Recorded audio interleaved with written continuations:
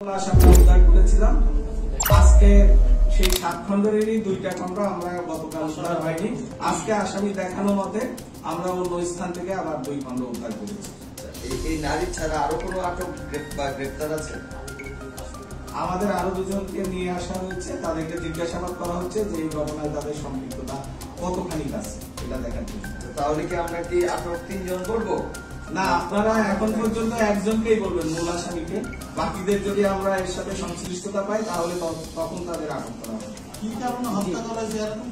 এটা মূলত একটা অবৈধ সম্পর্কের জের হিসাবে এই হত্যাকাণ্ডটা ঘটেছে। আর্থিক লেনদেনের না, আর্থিক লেনদেন না, প্রাথমিকভাবে অনুসন্ধানে এতগুলো টুকরো করা হয়েছে আবেগ এবং রাগের বশবর্তী হয়ে। সেই ক্ষোভটা কি?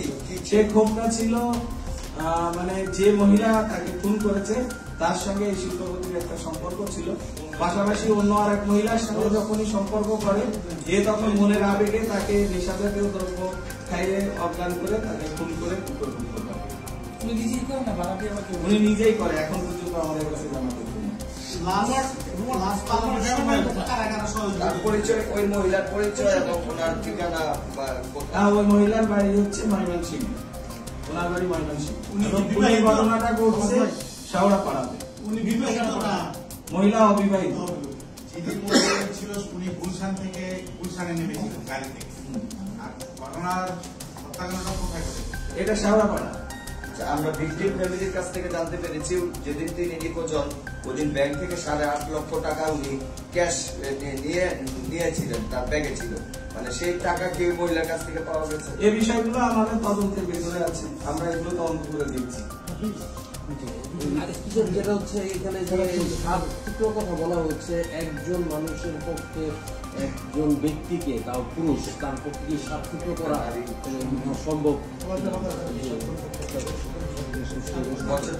না, তাকে যে ডিসিজড তাকে তো দুধের সাথে নেশাজাতীয় দ্রব্য খাওয়ানো হয়েছে এবং সে যখন অজ্ঞান হয়ে গেছে তখন তাকে টুকরা টুকরা করা হয়।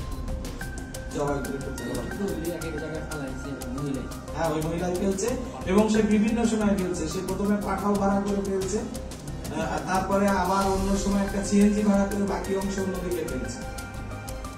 মার্ডারটা কোন তারিখে হয়েছে? মার্ডারটা আসামির কথা অনুযায়ী মার্ডারটা হয়েছে 10 তারিখে।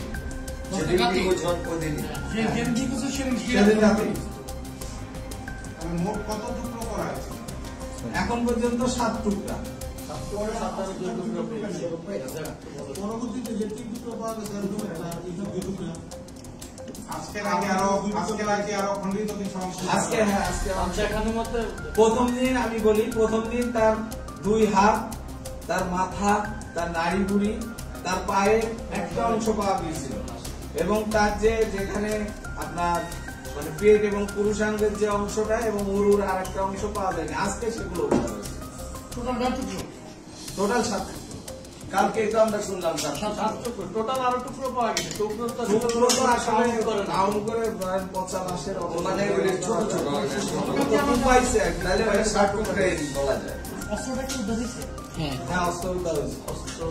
অস্ত্র না, অস্ত্র কি দিয়ে তাকে জামা কাপড় সবই উদ্ধার হয়েছে। আচ্ছা, এই ঘটনায় কি মামলা হয়েছে? হ্যাঁ, অবশ্যই মামলা হয়েছে। মামলা কি করা হয়েছে? অজ্ঞাতনামা দিয়েই তো হয়, এরপরে মানে পুলিশ বাদী হয়ে আসামি করছে, মানে পুলিশ বাদী মামলা। এই নারী কি আদালতে স্বীকারোক্তিমূলক জবানবন্দি দিয়েছে বা দেওয়ার প্রক্রিয়া? তাকে এখনো কোর্ট ইউজ করা হয়নি। এখন কোর্ট ইউজ করলে সে কি করবে একটু বলে দেন। আমরা অবশ্যই চেষ্টা করবো তার দিয়ে স্বীকারোক্তিমূলক জবানবন্দি দেওয়া। তখন পর্যন্ত তো পরিচয় ছিল না। আরেকটা প্রশ্ন একটু করি, চাপাতি, হ্যাক্সোব্লেড এগুলো কোথায় পাওয়া গেছে? তার বাড়িতে, মানে ওই ফ্ল্যাটে? আরো তদন্ত সাপেক্ষে, আমরা তো এখনো আসামি আসলে অন ডিমান্ডে উদ্ধার হয়েছে না আমাদের।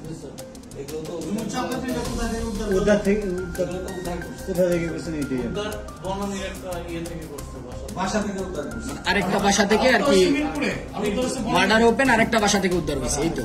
আচ্ছা, এখানে একটা বিষয়, একটা চাপাতি আবার হ্যাক্সোব্লেড, এইটা মানে এই হ্যাক্সোব্লেডের কাজটা কি ছিল? আপনি হাড় কাটবেন কিভাবে? সত্য চাপাতি দিয়ে এটা হবে, আর সে কিভাবে কাটছে তার বিষয়।